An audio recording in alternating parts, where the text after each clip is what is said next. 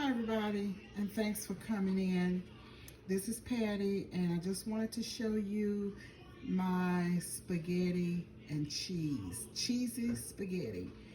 I didn't use macaroni, I used the thin pasta, and I didn't put up a how to make video because I've done the mac and cheese before. However, I did it a little differently, but I just wanted to show you, and we're going to come back and do a taste tester.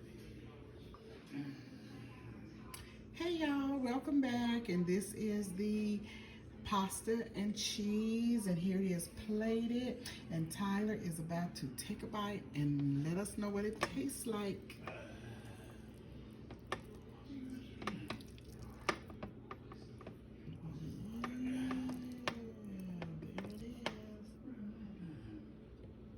How does it taste, Tyler? It's so delicious. Delicious. Okay. Didn't use macaroni. I had macaroni, but I just wanted to do it with the little thin pasta today. Cheesy pasta. And Tyler says it tastes delicious. I've tasted it even before I put it in the oven, and it was so good. But anyway, this is Patty's Southern Kitchen, and we will come back on another video, and I will see you then. Have a great day.